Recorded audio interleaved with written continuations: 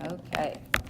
All right. So you cannot, when you divide, division is you cannot leave I in the denominator. So I cannot stay in your denominator. So no I in the denominator.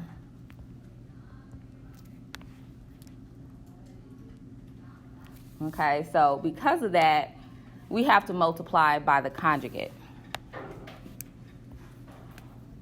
And that's a really fancy word, but it's not really that fancy. So what we have to do is multiply top and bottom, so numerator and denominator,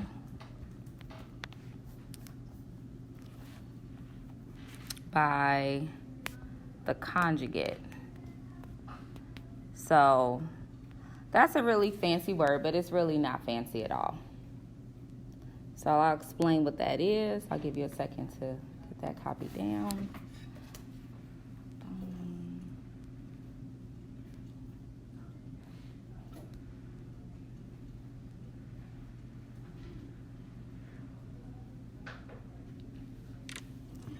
So we're multiplying by the conjugate of your denominator. So do you see in this denominator how it says 1 plus I?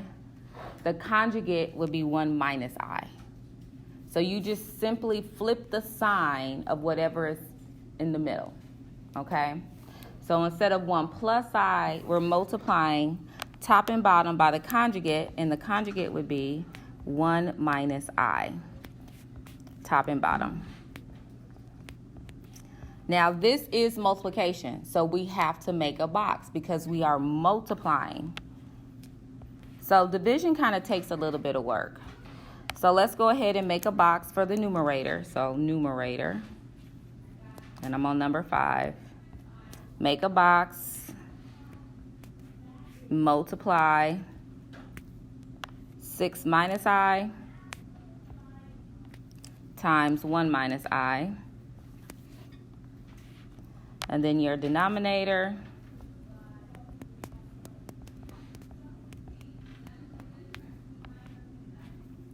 we're going to make a box,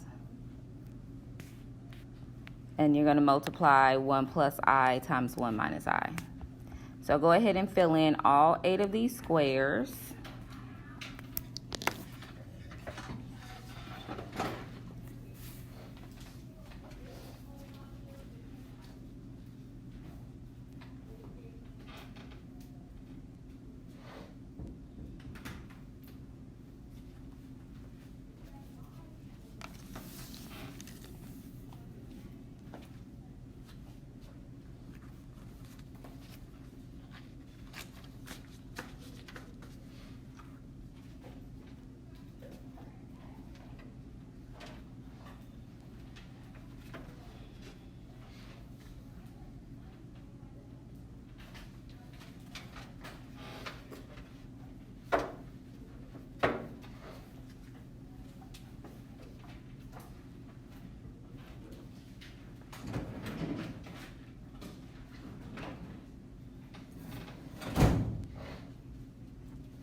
So when we multiply for a numerator,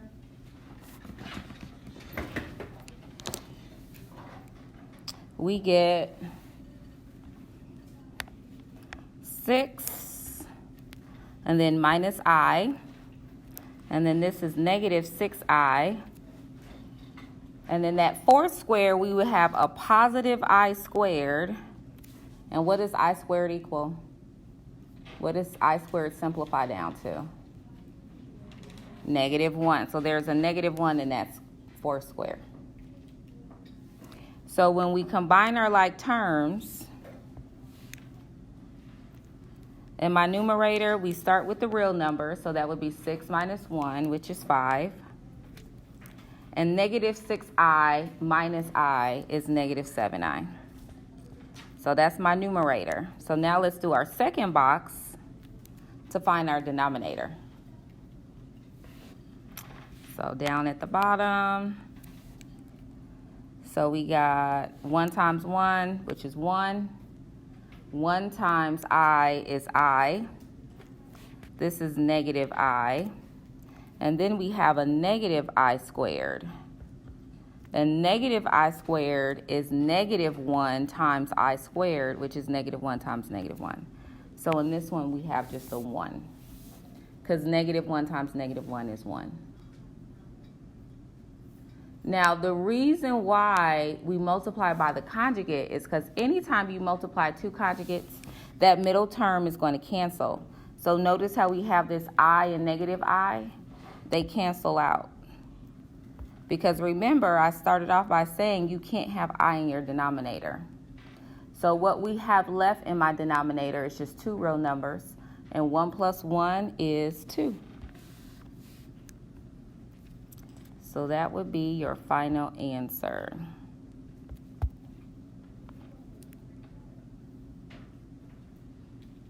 Right there.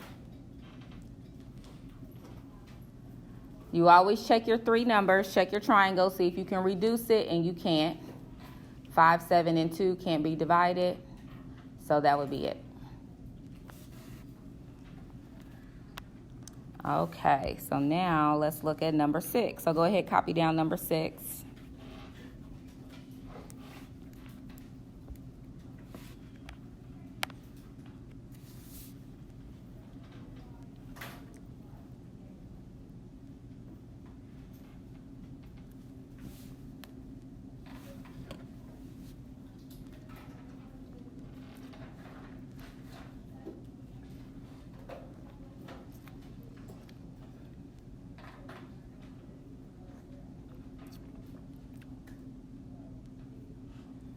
So the conjugate, there's an invisible 0 right here. So the conjugate is just 0 plus 2i, or just 2i. You don't have to put 0 plus. You don't have to put a 0 when it's a 0. So we're multiplying top and bottom by just 2i, by positive 2i. So for the numerator,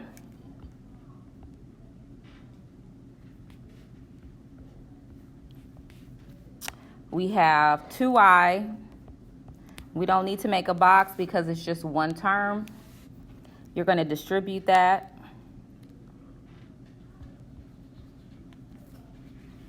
And for your denominator,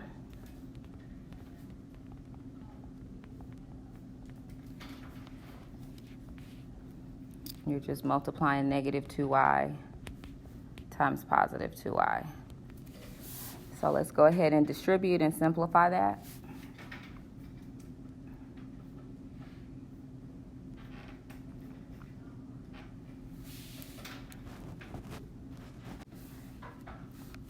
So for the numerator, you're going to distribute. So when I multiply here, I get 2i times 2, which is just 4i. And then 2i times negative I is negative 2i squared.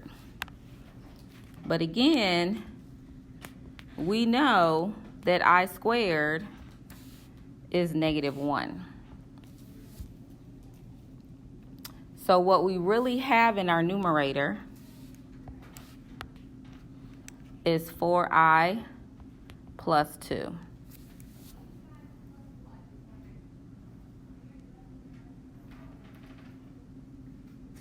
And in our denominator, we have negative 4i squared. And that's just negative 4 times -1. Excuse me. Thank you. Which is a positive 4. So this is an example of where we can simplify it. Because when we look at these three numbers, they can all be divided by what? Not by 4, by 2.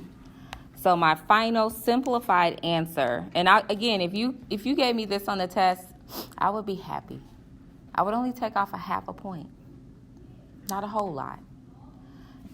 But the full correct answer is 2i plus 1 over 2. That is the full correct answer. All right, so I'm going to give you a minute to copy this down because obviously I'm out of space to do number 7, so I'll need to clear off the screen. So I'll just wait till I see all pencils down, and then I'll do number 7.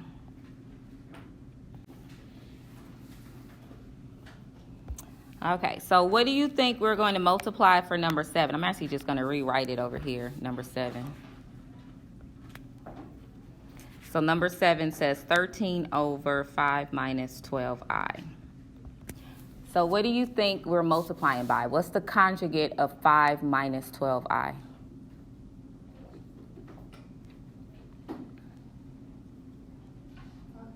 5 plus 12i. So top and bottom.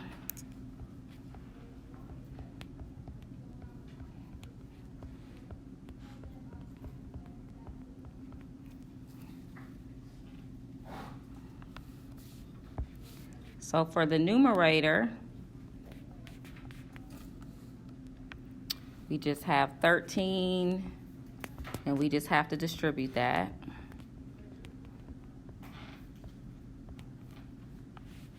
And for the denominator, because it's a 2 by 2, we have to make a box.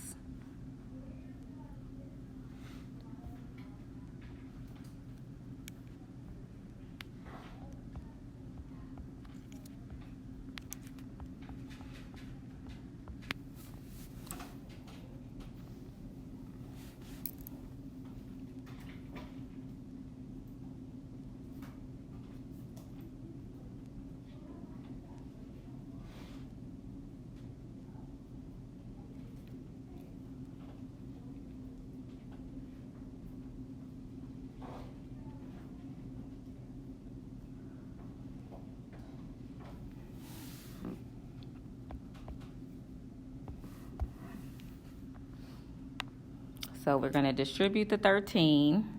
13 times 5 is 65. That's what I was saying. 65.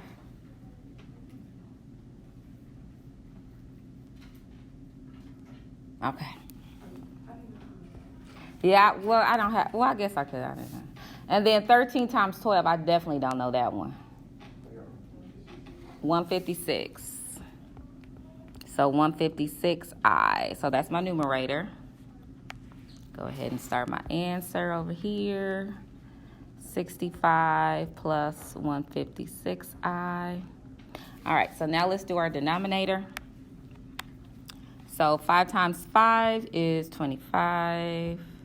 Then we have our negative 60i, our positive 60i. And then in this last square, we have negative 144i squared, which is negative 144 times negative 1, or positive 144.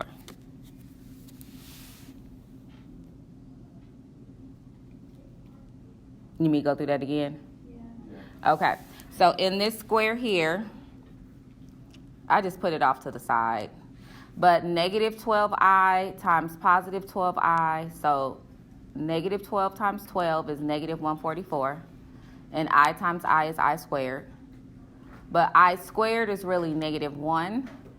So in this square, I have negative 144 times negative 1. And that's why it's just positive 144. Yes?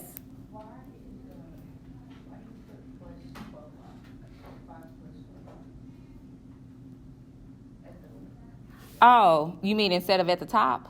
No. Oh, right here? Oh, because that's the conjugate.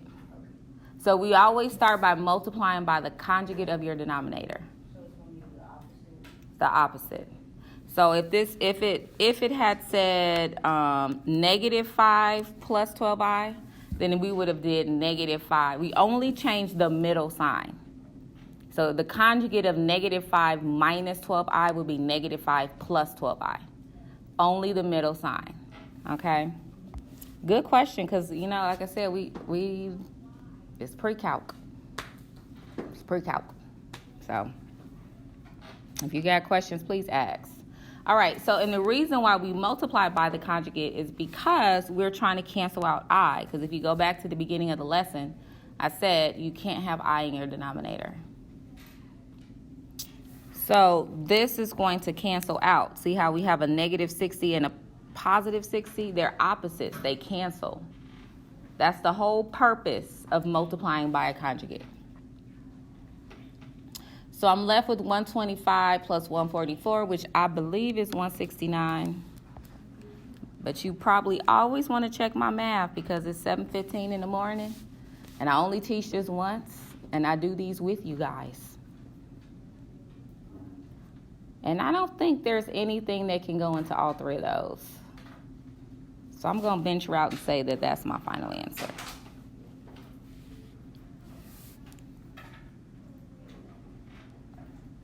Out of your notes, now we're in A9, and A9 is interval notation and solving inequalities. So greater than, less than. So that's the title if you're titling your notes. We're going to practice interval notation. Excuse me.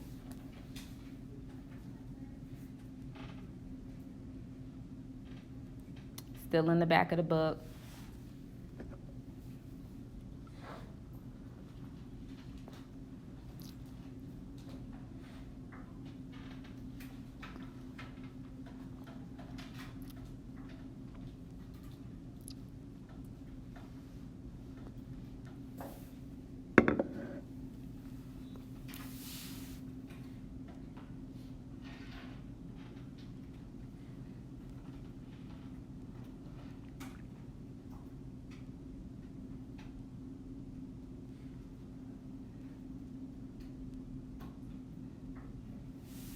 Okay, so go ahead and copy down these 4 examples, and we're going to write them in interval notation.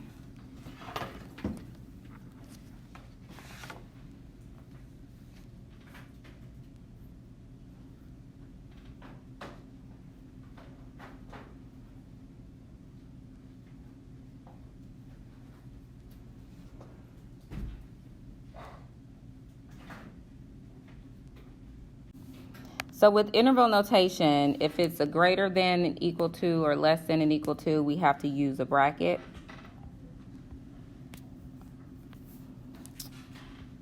If you don't have that equal to bar, we use parentheses.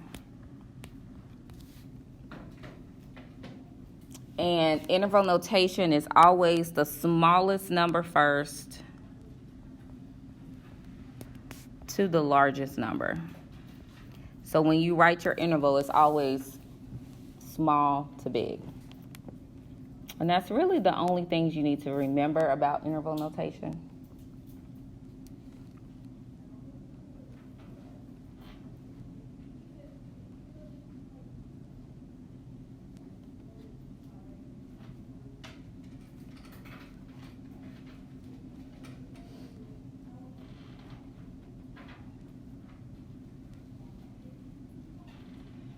So for number 1, it says 0. So 0 is less than and equal to x, which is less than and equal to 4. So x is between 0 and 4.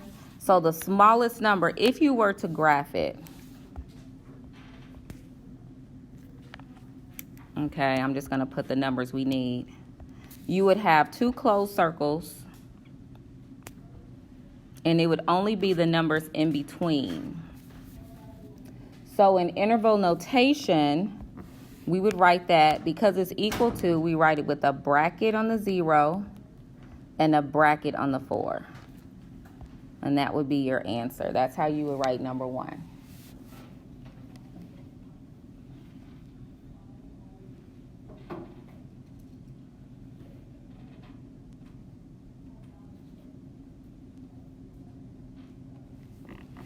Now for number 2,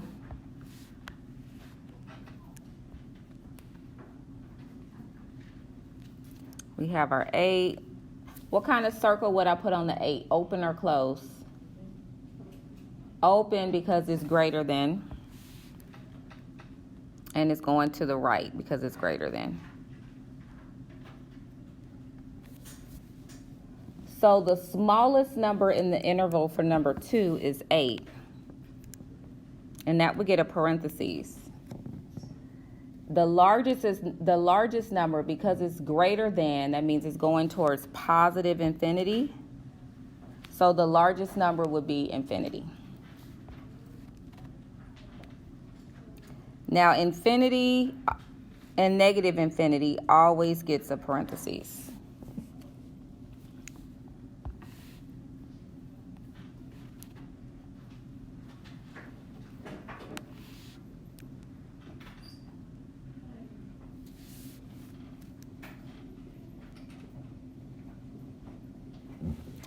Thank you so much. Can you put your ID number next to your name for me?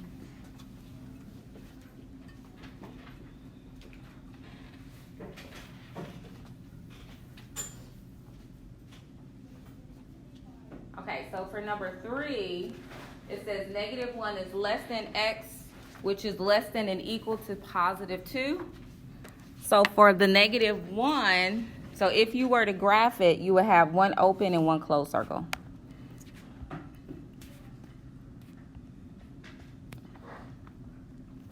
So the -1 would have an open circle. The +2 would have a closed circle, and it would be everything in between.